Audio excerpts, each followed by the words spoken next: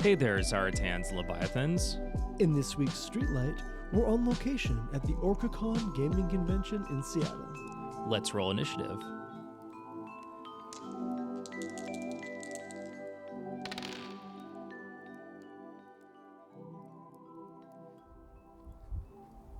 Hello, Jake. Hello, Riley. We are currently walking towards OrcaCon We're currently walking towards OrcaCon. 2026. It's somehow 2026. How did that happen? I know, it seems like time has flown since last time we were here. It's been exactly 1 year. Yeah, we're here this same Saturday for OrcaCon 2025. Yeah. And once we record, edit, and publish this and fold time in it on self, It'll be 2027. yes. My head is broken from future tripping. Welcome back. What else do we need to say for this intro? I mean, we went to OrcaCon last year. I think one thing that's really cool is that some of the people we spoke with last year at the con are going to be here again. And some of the projects have gone really well since then. Like last year at OrcaCon, we met Dante for the first time. Yes, we did. And since then, we've spoken with Dante on the show. Chance Encounter Games opened, and it's thriving. Yay. Yeah, and it's just kind of cool to come back and see people whose projects are going really well. I agree. All right. This wind is letting us know I should end this intro. I was wondering about that. All right. See you inside the con. That's it. Oh, yes, please. Yeah. Okay. So GameStorm is a 4-day gaming convention. This coming year, we're March 19th through the 22nd at the Holiday Inn Columbia Riverfront. We started out as primarily a board game convention, but we have grown to encompass all aspects of gaming. We have tabletop role-playing games, both casual and organized play. We have a a group called Game Labs that works with us, that helps folks everywhere from the conception of a game all the way up through help with finding a publisher for the game. We mostly do playtesting at the convention itself, which is really useful for folks who are designing a game but only have people they know to playtest with it. We have live action role playing, we have console and LAN video gaming, we have really big tournaments in this game called Artemis, which is sort of a bridge crew simulator thing that we do every year. We occasionally have Smash tournaments as well. We have Creation Station. We have recently expanded our children's activities by several times the size. We even have some fancy robotics kits that we're going to be building tiny robots that draw. It's super cool. Extremely cool. Yeah. So we're in our 26th year. So our GameStorm year and the calendar year match up because of the pandemic. We used to be 2 years off.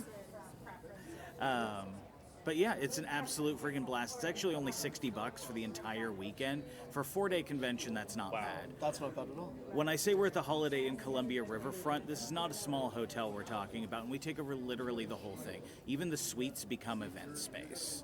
Extremely cool. Yeah. It's an absolute blast.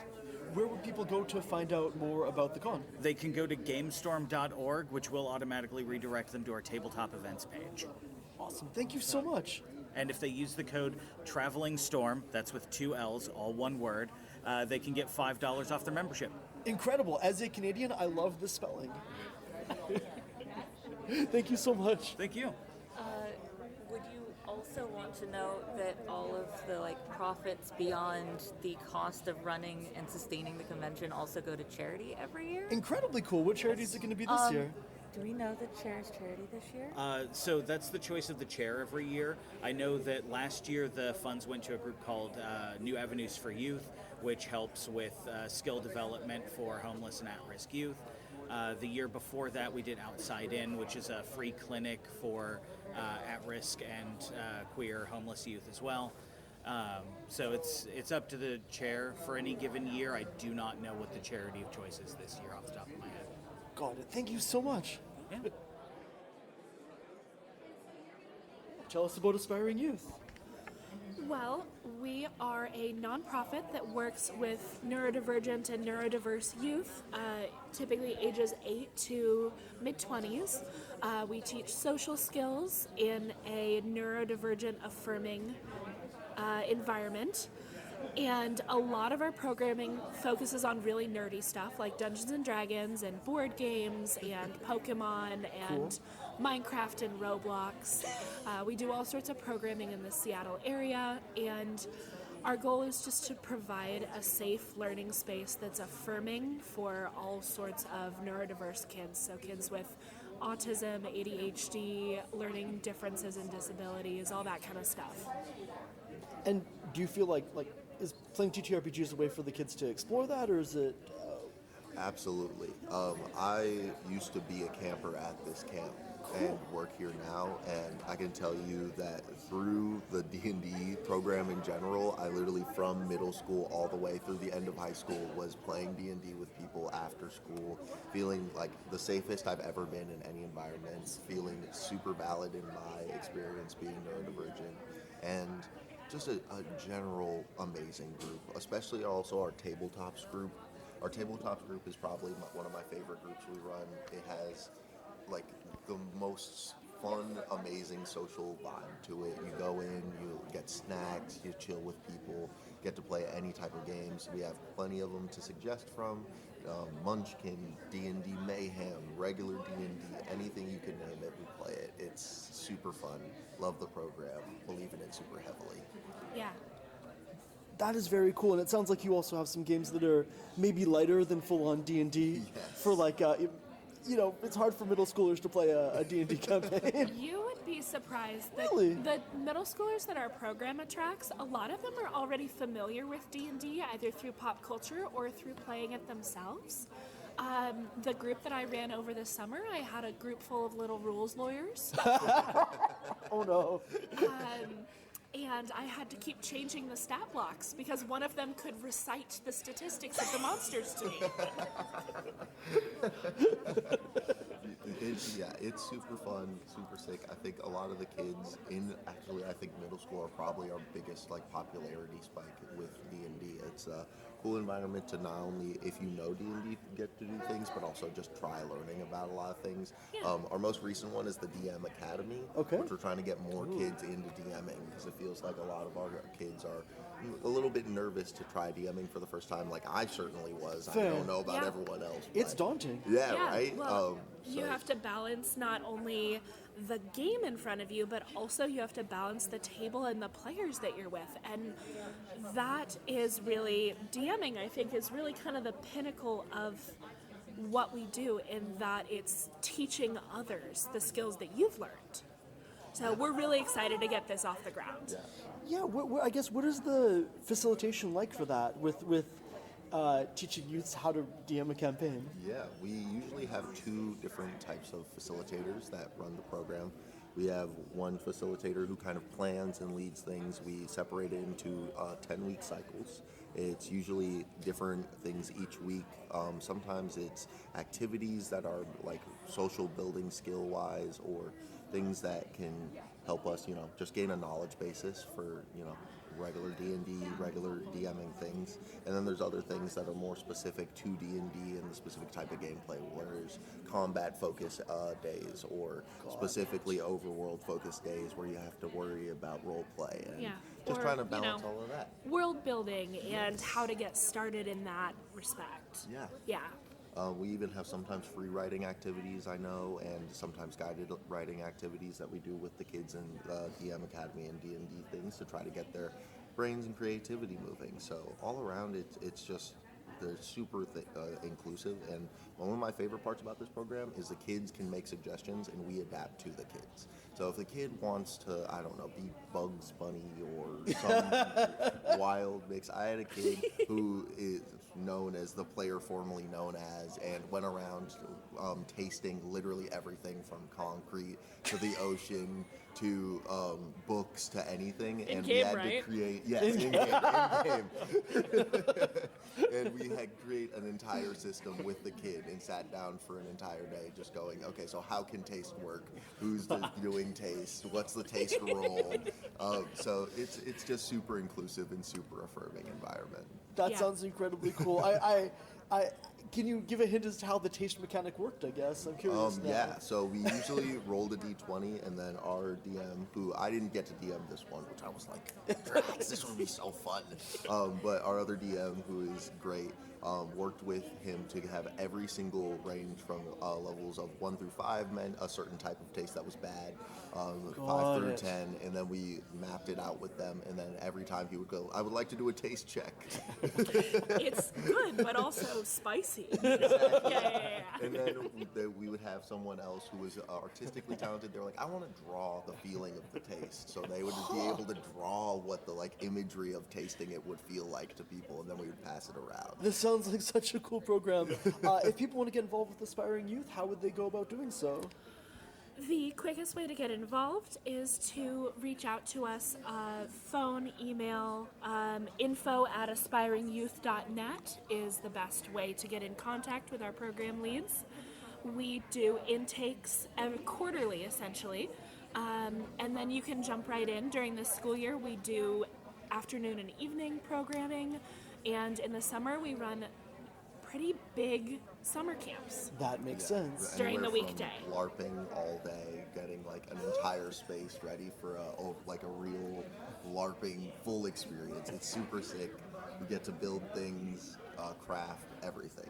And if you're not as nerdy, there are just age range, or there's specifically a girls group that I worked with that did all sorts of field trips all around the Seattle area together to build relationships and community between the campers. Extremely cool. Thank you both so much. We will link to Aspiring Youth in the show notes, and hope the con goes well. That's really sweet of you. Thank you. Thanks for talking to us.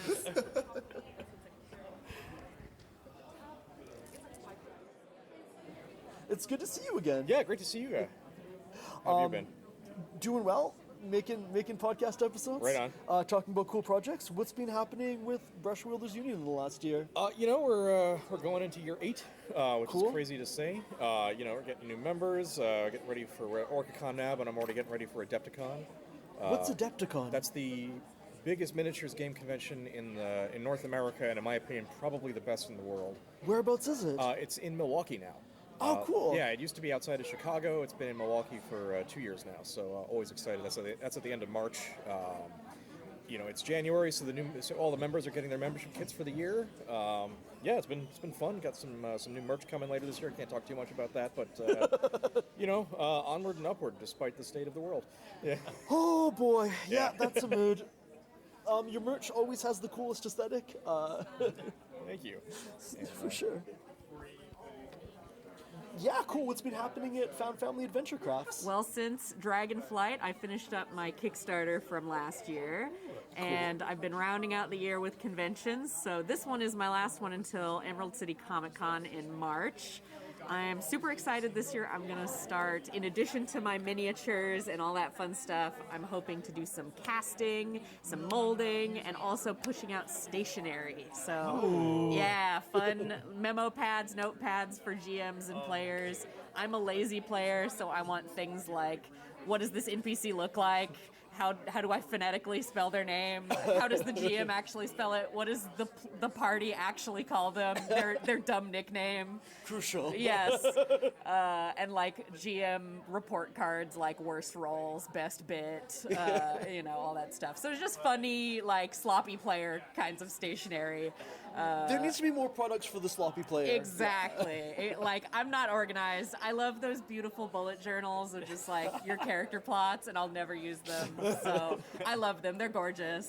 Kay Fletcher on the other side of the hall right now has those gorgeous books. Yes. And I'm like, that's beautiful. I'm going to make the hobo version. I'm super excited for those. Extremely cool. What do you do? Casting and molding? So I will be making some more art toys to cast, and things like dice holders and stuff that you can resin cast with beautiful effects and translucency and glitter. And I'm also going to try and do some silicone squishy things this year. And you're doing that all like in-house? Yes. Wow. I have so much to do. But I'm excited. So yeah, that'll be later this year, and we'll see. It's in the R&D phase right now. I might do some other little projects on the side, but hopefully I can split myself into clones to get it done. Or, psychically create a pocket dimension to add another day to the week. Oh, Whichever comes first, So I'll be busy, but I'm excited. I'm very excited to see how it turns out. Thank you. Thank It's you always so- good to see you guys. Likewise. It is sometimes tough to be like talking about minis. Yes, And then like I'm yes. gonna get the cursed Furbies over here. Yes, please. I've got him, and he has his UV reactive eyes. Oh no, Horrifying. that's amazing. Yeah, tell us about RipCrypt. RipCrypt is a dungeon sprint RPG. Was designed to be playable, fits into your table space on a weeknight in about 60 to 90 minutes. So you can create a hero in 10 minutes, you can prep a delve, or you can use the one out of the book and just spontaneously actually play a role-playing game. It doesn't obviously have the 40 plus years of depth of D&D, but the lore is intentionally light, so you can bring whatever, whether you're a Tolkien player or you're a Conan the Barbarian, whatever Sure. sort of lore you want to bring into it. There is a little bit of backstory in the game to sort of justify why everyone has descended undergrade and is really just working to survive in the ancient ruins and aqueducts below the world of Azimuth in the game. And yeah, it was designed. I have a YouTube. You can go on there, and there's a sort of why I made the game. And the video I think is funny. It's called Really Another RPG because there are a lot of RPGs in the world. Oh yeah. Probably more than ever. We're kind of in this golden age. It's amazing. But yeah, I have 3 kids, and we were getting into 5e, and we did that for about 9 months, and it was amazing. I learned a whole lot about, I'll say Gen Z attention spans, and when I was 12 years old, the internet, Xbox, Atari 2600 was cutting edge, right? The world has changed a lot, and I think that role-playing games need to evolve to fit into the time and the table space that we have. And so that was really the design ethos, was to invent and simplify things and make them approachable so that you can actually play an RPG spontaneously. And you can also play it solo. It's also a great one-shot. It can be keeper-led, and yeah, you can use the tools. Our website's gritsilk.com. Everything's available there. There's digital and physical. And we also have a promotion going right now for a free, it's called Solo Sprint. So if you play RPGs solo, it's a 48-page free download that just builds on the capabilities of the core game. Extremely cool. I guess, what does the session look like? Because you say you can set up and play spontaneously. What are you doing in that play? Yeah, so you start by making a hero, and heroes have 4 attributes. Sure. It's grit, gait, grip, and glim. So I like alliteration. I've got a Welsh background. I call myself a leprechaun, and that's hence the grit silk, right? Grit, Sure. Silk from grit. But you total those. You have low ability scores, so they all start at 1. You choose what's called a fate path, northeast, southwest. That gives you a bump to one of your abilities, and it's D8 dice pool based. So, when you're taking, there's 2 core mechanics, trial actions. So if you're, lifting a heavy gate or trying to climb up a slick wall or jump over a chasm, those are all environmental. You're going to use a target for that room. That's your trial difficulty. You set that with a D8. 5 is normal, 6 is tough, up all the way up to hard, right? Sure. Or easy is a 4. And you're rolling dice pool using your abilities to meet or exceed that. And so then you're counting successes. So when you have a success, whatever action the player is making, they'll succeed in that action. That's an opportunity to role play, right, for the player, how they succeeded. Failures are even more fun in the game when things spectacularly fail. It's explain what happened. In this case, Arwen may have slipped into the slime pit, right, attempting a jump, and, needs to take their next turn or next action to pull themselves out using grit. Got it. So you're interacting with the environment using your abilities and a D8 dice pool. There's also rival actions, so if you're getting into like negotiating, influence, navigation, combat, right, conflict, arm wrestling, whatever that, So there's mechanics not just for the dungeon crawl, but also for like the social interaction. Yes, absolutely. And that's where you're using, it's called a rival action. You're comparing your ability to your rivals, and then that's going to determine your target. So if your ability scores are the same and you're an equal match, right, that's going to be a normal hit target of 5. If you're maybe more skilled than your opponent, then it's going to be a little easier. If they're more skilled than you, it's going to be harder, right? Just like in life. So the core mechanics are similar so that they're memorable, so you aren't cracking a rule book every 5-10 minutes at the table to look things up, which is what helps make it a sprint instead of a crawl. That makes a lot of sense, and that, I guess, keeps it self-contained to within a 2-hour session or something of that nature. Yeah, and just like any game, you can go as far as you want and play multiple sessions. You can stitch things together and build expeditions and play longer if you want, right? But you actually have, by comparison, I can run a 5-room dungeon in RipCrypt in an hour and complete all 5 rooms, award experience points in this game. They're called Glory. Sure. And so the players actually are getting seeing the progress of their, and by contrast, if I were to run those same 5 rooms in a lot of other systems, that would be 5 to 7 hours, right? And maybe across multiple weekends, and then you have the challenge of where were we, someone's got to take notes so that you can sort of pick back up where and you the goal left here off. is to kind of abstract away from a lot of that. Yeah, and so it's the game's designed to avoid momentum loss, right, and circumnavigate having spread your session across multiple weekends, right, and giving you some time back, so that you're getting experience, you're seeing your heroes progress more quickly, right, and that's again, it all comes back to sprint. Extremely. Yeah, more sprint, less crawl is our tagline. I really like that. Thank you so much. Yeah, absolutely. Oh, this is my friend Raylene. This is Jake and Riley, who are the podcast hosts of Campaign Spotlight. Yeah, I ran into them randomly in the hallway Last year. Yeah. And I just kind of ambushed, and they're so nice that they're like, "Sure, we'll talk to you." Even you're a rando. Your game is incredibly cool. Yeah. Oh, thank you. Yeah, it's I don't know. People are I get good results once people play it, but it's really, because it's so different, it is a little hard to convince them to try it, basically. Right. But just some people do respond just to the artwork, which I'm really glad for. So the stores that it's in now, should I back up and explain what's happened? I mean, this is great. Okay, I'm so sorry. Okay, hi listeners, my name is Suman Han. I'm the designer of Legends of Gadia, a new fantasy card game that just came out in September 2025. And I know.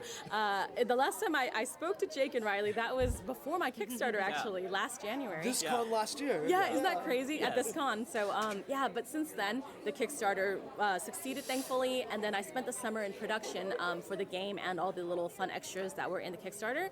And thankfully, the game came out on schedule in September 2025. So since then, I have kind of been working, I'm a company of one, so I'm kind of working on my own to distribute it. So I've been going, just pitching at different game stores, and thankfully now the game is available on the shelves at 10 different stores around Seattle. Yay. Congratulations! Thank you.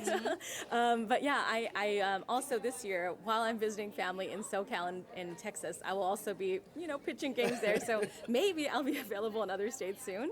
Although, of course, the game is also available nationwide on my website. So if people want to come to www.legendsofgadia.com with hyphens, then you can get the game there, as well as check out the rule book and all the lush history of the characters, because that is the funnest part, right, of my game. Is it is steeped in the lore of my fantasy novel series Gadia, which, because I'm a very backwards person, the books are not out yet, the game is out first. Really? Oh, wow. I know. Well, as you know, writers will take any excuse to procrastinate on writing, yes? Yeah. And what better excuse is there than to take a year and a half out to produce the card game that is played in the book series? So now the books are a tie-in to the cards. That's what's happened. And I'm like, oh my gosh, what have I done to myself? But instead some ways, it's been kind of a good thing because every time people, play the games and they hear the lore behind the, you can't help but get curious. You're Right. like, okay, brothers in arms, the knight and the swordmaster, they team up. Are they Right. friends? Like, dudes. They're not just friends, they're like childhood friends and rivals from their sword school. When the knight Aurelius was taken away to the west by the paladin Rosalus to answer his destiny, his BFF childhood friend, Kazugaya the swordmaster, went, swordmaster, you sent him where? And he chases his friend across the sea 5 years later, and they meet up just before this fateful quest to Gadia was decided upon, and they just reunited. So he's like, you know what, I'm going too, bro. And he went, and it's a good thing he went because all 12 of them were necessary to raise the island basically at the end and save the world. So, Are you spoiling the end of the novel? I mean, it's out there. Actually, if you check out the companion book, which unfortunately at this point is only available through the Kickstarter, but not to spoil things, but I may have something in the works for the story of the 12 Legends of Gadia. Cool. So, which, if it's not clear, folks, it's a totally separate prequel story to the Gadia book series. That's 499 years after the Legends of Gadia quest. I know, I said a very particular number. Yes, there's something important happening next year in the books, but we won't say what just yet. You have to read the series for that. But yeah, the story of the Legends of Gadia themselves, oh my god, I have to tell you, I launched my Kickstarter 2 hours late because, I'm not even joking, midnight of the day before it was set to launch, I had this like huge deposit from the muses. They're like, you've been working on Legends of Gadia and thinking about these 12 people so much for this past year, I will bless you with a story and it will be in the form of a screenplay. I was like, what? And that's where this like, really like, the arc is perfect for a movie, but to be period appropriate, I decided to turn it into a play. Cool. Yeah, so now there's 2 major famous retellings of the stories of the 12 Legends because, okay, nobody actually knows what happened on Gadia because the 12 stepped on it, something happened, it went to the air, and they never came back. So only they could tell us what really happened, and Sure. they gone, right? So, but the thing is, this world-saving quest has been like rich artistic fodder for all the artists and playwrights that have come in these intervening 5 centuries. So about 100 years after the quest for Gadia, the most famous and often referred to history of the 12 Legends called the Imperium, which is quoted at the start of the Gadia books, by the way. I'm so sorry, I'm being so geeky and esoteric. I hope I'm not losing people. My gosh. So the people listening to the show are people who play like long TTRPG campaigns, right? They like lore. Okay, good. Okay, and again, apologies if anyone's like, this is very confusing. Can you back it up? I do have, if anybody wants a little bit more of a coherent telling of this, I recorded my launch party presentation, which is on our YouTube channel. Ooh. So that's something that they can We should check link out to if that they in the show want. notes then for sure. If you want to check that out. But yeah, I'm sorry. I will try to be a little more coherent. But the play that we were talking about that has this full story, spoilerifics. I mean, it's history at this point. We know what happens. They all die. But yeah, I know. I mean, but that's why we have the card game. If they hadn't gone to save the world and make this ultimate sacrifice, the impact of their story wouldn't have lasted over the centuries. And the people, whoever it was, the original inventor of this card game in the world. The inventor in our world is me, but yes. But in the world of Gadia, whoever originally invented it, and put their 12 likenesses onto cards, they wanted to remember them almost like in living memory. So when you play the game, not only do you get to see their likenesses on this beautifully illustrated deck, you also kind of get just little quirks of their personalities and even some of their famous deeds in life captured in the moves of the game. So, for example, one of my favorite ones that I like to talk about is Song of Resurrection, and that is card 5, the Herald, and card 11, the Wizard. When you put the 2 of them together, they form this powerful team-up that is called a Grand Trinity team-up because it's one of the 3 big team-ups that defeats anything 2 cards or less. But they themselves have a particular special effect where you get to resurrect a dead card, as in you get to pick an already discarded card from the discard pile to add to your hand. So it's great for strategy. Like say you were 1 card shy of a full house, you just wait for one of your opponents to play it, and then you Song of Resurrection that thing, right? And this commemorates a time when these 2, the Herald and the Wizard, met randomly in a graveyard at midnight. So not randomly, they obviously planned to meet. And the Herald plays this evil song that is purported to wake the dead, and the Wizard infuses it with with magic, and who knows, it's lost to the annals of history whether they actually succeeded in raising the dead, but you, when you play the move, will succeed in raising a dead card. So it's kind of fun. Extremely cool. I guess, what kind of feedback have you gotten in the year that the game's been out? Oh yes, that's been really interesting. So not only is it kind of cool because for the first time, people outside my immediate circles of friends are playing it, enjoying it, talking to their friends about it. So that's been the most heartening thing, is that it's legit. People like it. You know, it's selling even without me standing at fireworks going, try this game. It is fun. You know? So that alone has been kind of the most exciting thing. The other thing I've heard is that, you know, some people love the lore and they easily remember the team ups because the stories make sense, right, when I tell them. But some people are like, well, my friends and family, they just want to pick up the game and be able to play. It would be nice if there was like this type of cheat sheet or this type of whatever, you know, some kind of hint on the card about what the team ups are. So I'm actually, here's a little like preview. Ooh. I'm working on a second Kickstarter that I'm not sure when the launch date will be, but I was considering making a new edition called, I think I'm going to call it the Iconic Edition, where I'm going to actually add little icons on the upper left side of the cards that correspond to what team ups people are in. So for example, on the Knight and the Swordmaster, they're brothers in arms together, right? So I might have a little sword, you know, for both of them, and when you're fanning your cards and looking, you go, oh, 9 and 10 have swords. They're brothers in arms. So it'll kind of jog your memory, So there'll be a little bit more documentation on the cards themselves. Possibly, because you know, people had said, why don't you just write it out like, you know, a magic card? But I don't want to, you know, the aesthetics, the tarot card like aesthetics of the card are part of the charm, right? So I didn't want to lose that. So the icons plus, you know, the player reference cards that are already in the current edition, I think would help those who just want to pick it up and play.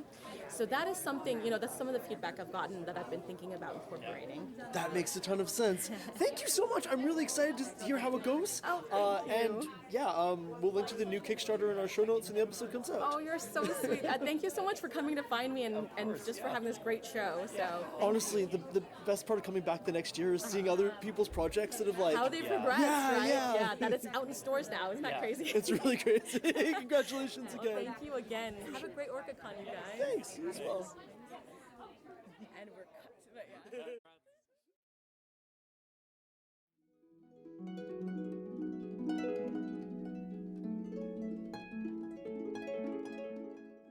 Hey, Jake here, asking for your support in keeping Campaign Spotlight running. Riley and I started this podcast to showcase the creativity of home TTRPG campaigns. Since then, we've released over 70 episodes, including long-form interviews, historical deep dives, and on-location recording sessions like this one. We'd love to keep getting out to conventions and hearing about cool projects. If you enjoy the show, consider becoming a patron at patreon.com/campaignspotlight. Your support gives us the resources we need to plan out our next season and also lets you add your proficiency bonus to all animal handling checks made to pet an unfamiliar dog.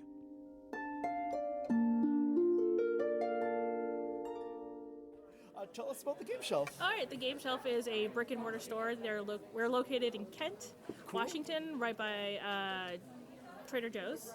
And we specialize in games, like board games, RPG games, miniature games, tabletop. Cool. Yeah. What kind of nights, I guess, are on your schedule? So we have Magic on Wednesday nights and Friday nights. We have a Bandai night, which is all the Bandai TCGs on Tuesday nights. And then the last Saturday of every month is a Warhammer 40K tournament. And the first Saturday of every month is a Bricks and Brushes night where everybody comes together and we paint miniatures together, build miniatures, build Legos. We've had people knitting before, so it's just like a community stay and play game. That sounds incredibly cool. Yeah. Thank you so much. Thank you. Tell us about your studio. So we're a pair of resin artists who live and work in Cap Hill, Seattle, and I just kind of started making dice because I saw them, and instead of wanting to buy them, I was like, I really want to try making this. And then I went, oh no, I really love this, and now I'm possessed to make these math rocks. And I'm not a dice hoarder. I don't do the dragon hoarding, so I was like, I need to to share them with everyone and send them to lovely homes. But I love upcycling, and there's a lot of e-waste and stuff, so that's why we started making the DS cartridge necklaces, and they're really fun, brightly colored, and like we were talking about, a lot of shovelware just does not find a home until we find it a new one. And making all sorts of accessories to go with them. And I learned to make jewelry because the very bottom of the cup, you don't want to waste that beautiful color from making sets. Oh, so. once you've poured the resin, you have like leftover... a tiny little bit, and I'm like, oh, what can I do with this? So like, I have bath tokens from Spirited Away, and little like dagger earrings and axe earrings and fun little bits. Extremely cool. And then we're working on, you want to show the badges? Oh yeah. We're working on Star Trek badges, and we're gonna do like a build a badge kind of section, so you can build your own badge.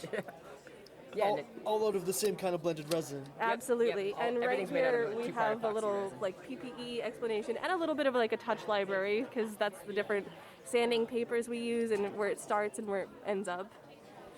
Extremely cool. I have a question about dice that when you have these like kind of inhomogeneous textures where there's like stuff in the dice, Yes. how do you ensure balance? So the thing about balance is it's not actually necessarily the materials inside the dice, but the sanded and polished finished. For example, a D20 is a bunch of triangles, so if someone were to over sand one side or the other, that would be a smaller surface area for it to roll on, so it would roll on that less. You can see we have some dice, like this one has a material inside of it. That sinks. And you would be like, oh, well, how will that affect the probability? Of course, it's not. yeah. So- Unless you make a specific loaded die with that intention, none of the inclusions that we make are going to have any significant impact on your probability. For example, God, because their density is too similar. Yeah. So for example, this is called a dirty pour. Let me know how skewed it is. Yeah, this is called a dirty pour because the mold is actually like this. This is the open part. And I put the ink in first, and the resin is heavier than the ink, so the ink rose and created this effect. This type of glitter always sinks, so the 20 and the mold is downward, and the glitter sinks, so I call this a critical success. Oh, and so then the opposite, the 20 will always be the glitteriest part of the die. yeah, because that type of Cool. glitter sinks, and then this one's a critical failure because, the one side.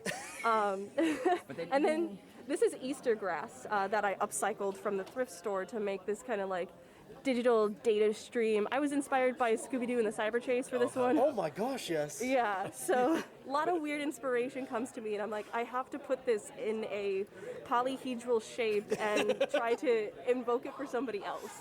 I did try at one point using a ferrous powder to see if I could overload one side, because sometimes we use titanium oxide powder to create. It's like slightly heavier Yeah, than it's the rest of the sinking material, powder. so it'll create sinking effects. So I tried doing it with It ferrous swirls powder it.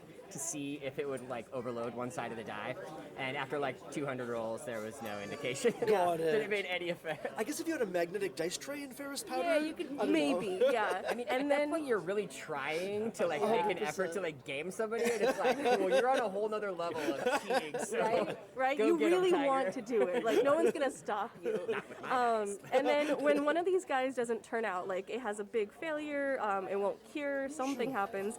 It's an advanced material, so you can't recycle these things. And if you haven't guessed, upcycling and anti-capitalist stuff is kind of a feature of my art. So I got this mold, and it's the dice part, so I'm able to put funky dice in this.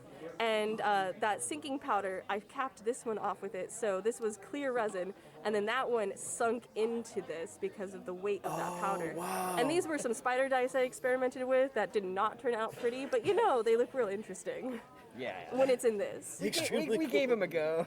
Yeah. I'm gonna get a picture of the heart for the show notes, Oh, heck because yeah. for an audio podcast, it's sometimes Does not translate well. Yeah. There's some tiny brightly colored dice in the ventricles, and then the more boring dice are at the bottom. That's normal. Yeah. This is where in a human heart, this is where the dice are. That's very cool. That's definitely a great way to look at it. Yeah. Thank you so much. Heck yeah. Thanks for listening. Yeah, tell us about the games you make. Yeah, totally. So, Inclusive Imagination, we make out-of-the-box, accessible, and fun games. So we include gamers that have physical and sensory disabilities with access technology embedded to each one. Our card games incorporate Braille, grade 1 which is uncontracted Braille, that's usually in color, or grade 2 contracted Braille, that's transparent on some of our games. And we also have an app, a digitally accessible app called Access Arcade, so people with physical disabilities can use their adaptive switches and play along as well. So everybody can play the same game together is kind of our mission statement, things like that. And so we also do accessories, print and Braille accessories, and then the goal is to bring everybody to the gaming table and having a good time together. Extremely cool. Can you tell us, I guess, about what the gameplay is actually like? Totally, yes. So Apprentice, ICG stands for Inclusive Card Game. So if you see that tag anywhere on our boxes, you know it's going to be out of the box accessible for anybody. But Apprentice is a elemental deck battler. It's pre-constructed. You pick a class between Ember, Forest, Glacier, Spirit, and it's a win condition like war and it plays like war with a series of mini battles, but you try to outpower and outmaneuver your opponent. And then there's also some TCG flair as well in it. There's some certain keywords that have some different resolutions that you have to do. So enchant means you have to use our fun, inclusive print and Braille D12 to see how much actual power that has. There's some other cool cards that have keywords like smite, which is every knight card and it beats the other person's dragon, regardless of power. Rally, you can bring another card into play. And then chance is fun. You pick a number between 1 and 12. You have 2 chances to roll it, and if you do, you win no matter what. Very cool. So there's quite a lot of strategic depth to the game as well. Trying to, yes. And if you need it any more, we have an expansion pack called the Power Crystals, which add some active or passive abilities to create more power for yourself or decrease the power of others, and some other RNG elements, like a new character called the Delver, which has this keyword called Boon, which is basically you could summon any keyword you need for that situation when you draw them and play them. So. Extremely cool. Yeah, it's a lot of fun. Thank you so much. Yeah, cheers. Thanks. Is there a specific set of questions, or are we just going to play it by the cuff? I mean, we talked to you guys at Dragonflight, right? And it would be cool to hear what's happened since then. Yeah, so some things that have happened is we've been collaborating with a company called Mice and Legends. We've been making their miniatures for them, so that's been really fun to do. We've also been introducing new product lines in. We've added at least 3 new models to our line, and we... compared to the previous year, we've grown 50% for our income. Congratulations! Thank you. Oh my gosh. Yeah, and it's getting to the point to now where we have companies that we do our sculpts for and our production for. They are wanting more than what we can currently provide, so now we're looking for off-site facilities. So we might be moving into expanding our actual production capabilities. So, because you produce everything yourselves. Yes, everything is produced in-house. We live in our house. Yeah. We have a small house, and we got 3 printers, and I got 3 washing machines for to do all this stuff. So we don't have a dining table anymore. It's now just another workstation. I mean, not the worst problem to have. Yeah, I mean, I would like to eat on my kitchen table again at some point. Yeah. And we've spoken a little bit with the Mice of Legends creator. I guess these are minis specifically for that source book. Yeah, so we kind of did a collaboration. So he gave me a lot of autonomy with creative freedoms on what to do. Cool. And he wanted to see what I would produce. I really wanted to kind of keep them really close to the aesthetic he's already established and build some characters in there. And so they're kind of... I look at them as a bridge between what we do with our hyper-stylized miniatures and to what most common offerings are. So it's kind of like a step up in detail and craftsmanship that you have to engage with as a hobbyist. Right. But it's not too overwhelming where you have these little fiddly pieces. The really intricate stuff. Exactly. Yeah. Yeah, so I use it as like a transition, a bridge to the next phase of hobbying, essentially. Extremely cool. Yeah. Congratulations on all your success. Thank you so much. For sure. Yeah. Enjoy the con. Thank you. You guys have a good one too. See you next time. Yeah, for sure. That's awesome. I feel like everyone we talked to this year and last year, like the Legends of Gadia people last year, were just walking around the con with a loose binder of prototype cards. Yeah. And now they're in stores. It's really cool to see how it's evolving. Yeah. It's really cool to see. Thank you so much. Yeah, you guys have. Thank you. Cool. Yeah. What's been happening? Yeah, a lot of stuff has been happening. So some of the cool things that have come out is Module 4, which is an 80-page cool epic dungeon crawl. But the twist on that is that it is a working mine. So as you descend and the dangers get greater, you also run into dwarf mouse miners and all the political factions that go into that. And then Module 5 also came out, which is called High Stakes Duck Hunting. And you actually ride ducks because you're there to protect the wetlands and go in and defeat a blue heron cleric who's an evil high priest of the cat demons. So that's come out. I love how the Mice of Legends lore has expanded so much. Yeah, it's been really cool. And then I now have omnibus versions of in hardback.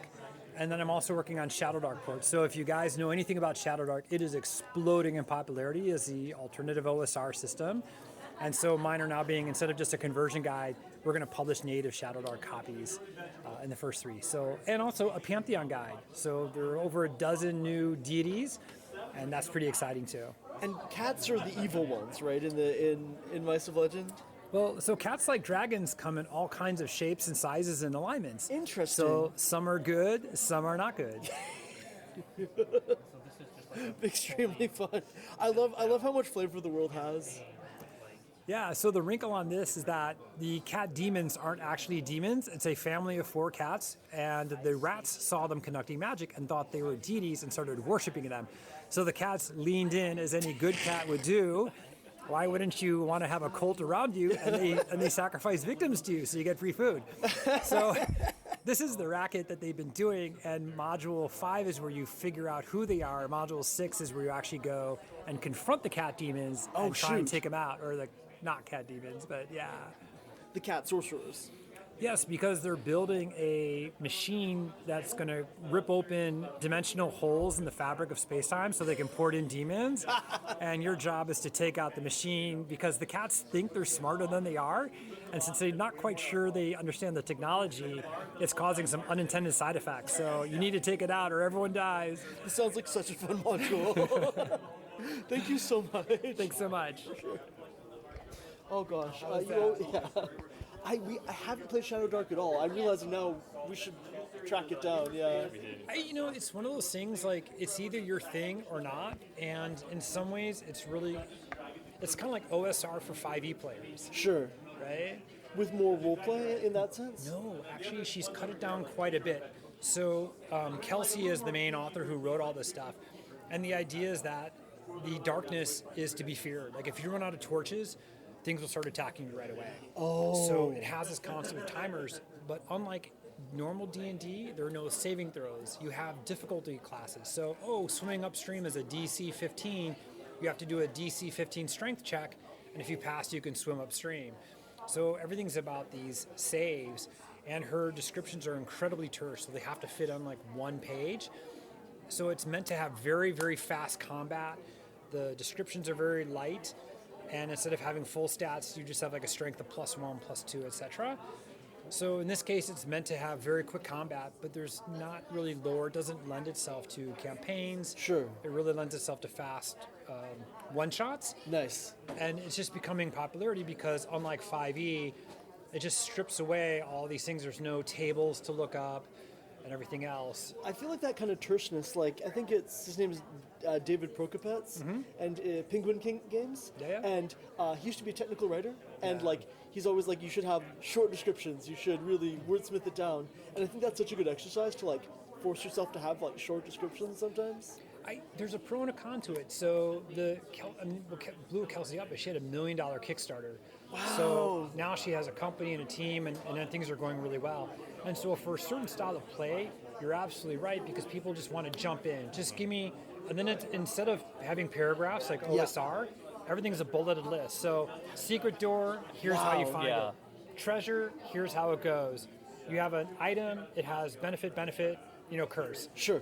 And so it's very terse like that, but you don't have rich NPCs, there's no henchmen and hirelings, all that stuff we take for granted in an OSR campaign is just not there. Yeah. So when I ported this, I initially realized in order to cut it down, 2 things. One is I lost the magic of my world because I'm throwing away too much, so I'm putting it back. And the second is there's now a backlash against everyone trying to copy her style, and there's a big push to say you can use the system, but you can have lore. And you can have rich settings. And one person did a 4-pager using Shadowdark rules, but it takes place in a spaceship. Cool. So entirely not a fantasy setting at all, but it's using the same mechanics. So it seems to me now that the trend is not to copy what she does and be overly terse, unless you're doing a one-shot, but you can literally build your worlds and create your own classes and do all the things that people expect in an OSR and 5e, but still retain her very simple mechanics. And I think that's a fantastic development that's going on. That does sound extremely cool. Yeah, because the flavor can kind of live on top of that layer of mechanics.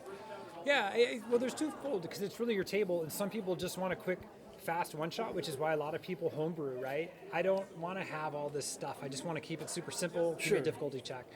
But there's other people who maybe want to have more theater of the mind. They want to have rich NPCs. They want to have faction play. And so you if I'm need not that too. speaking in a funny voice at least once during my session, I feel like I'm missing out personally. Like, I do too, and as a DM, you have all kinds of voices. You'll be playing a female dwarf. You might be playing a male goblin. Yeah. And so you have to be able to lend that sense of immersion to your party. Otherwise, what that's is it? the fun. What are we doing here? That's the fun part. Exactly. And every table's different, as you know, and some want to track torches and arrows, and others, everyone just gets a bag of holding. Have you ever run games where people are tracking torches and arrows? Yeah, my group that I normally play with, we're pretty old school salty, but this is our culture in the 70s and 80s, where people were more outdoorsy, and the monster may take away all your food. Now your quest now becomes, how do I find food? And part of going into the dungeon is things are lethal, so you don't just run into a room. You send in the halfling, and he scopes it out. Right. You probe stuff with a 10-foot pole. And so these things become very strategic in your gameplay, whereas more modern players, it's more like superheroes, I guess. Yeah. Whereas we were more normal people who had some abilities. So it's a little bit different idea of how you wanted to play. And there's no right or wrong, as you know. It's just what works for you. This makes sense. No, I tried once to track food, and my players didn't really care about quantities. Yeah. They just want to know what the quality of every rations they ate was. And it ended up being fun, but it was not like the original plan was like, oh, you're going to have to, take that into account with your planning. No. All they cared about was like, is this well seasoned today? Sure. And I'm like, but that's part of the fun is it's used when you want it. So for instance, I have some NPCs that are OP, and their job there isn't to kill you, but they're there to relieve you of excess loot and relieve you of your food, to put some pressure on you, which creates a force of, now I have to scavenge, or I have to get to that town in 2 days, or I'm going to now there's a new clock that's ticking. But we don't play that way all the time. If we're just going on a normal track, we'll just say, you have enough food for 5 days. Sure. And as long as nothing happens to it, you're good to go. Right, the food goblins don't show up every single week, because that, like... Unless it drives the plot. Hey, you go down into the dungeon, you've now run out of food, there's this cool food source here, but maybe it's magical, maybe not. And if you eat it, maybe you'll get a Benny, maybe you won't. So, this is where it comes down to, how does it drive the plot, right? And does it make fun for the table? That makes a ton of sense. For sure. Every time we talk, I want to play more old school games. Yeah, well, the great thing is that there's so many choices. Yeah. And what I'm finding when I talk to a lot of DMs is even when they're playing old school rules, you pick and choose. Do I want to track weapon speed? Yes or no. How do I want to do surprise? Do I want to have spells be able to be disrupted? Yes or no. And once the table's in alignment, you go through there. But regardless of the system, what I've noticed is it really just comes down to the individual table. Of course. And are we having fun? And do we want to play salty and track our spikes? Or do we just want to go through and be murder hobos? I love calling that salty. That's very fun. Salty. That's right. Thank you so much. Absolutely. so much. Thank you guys so much for your time.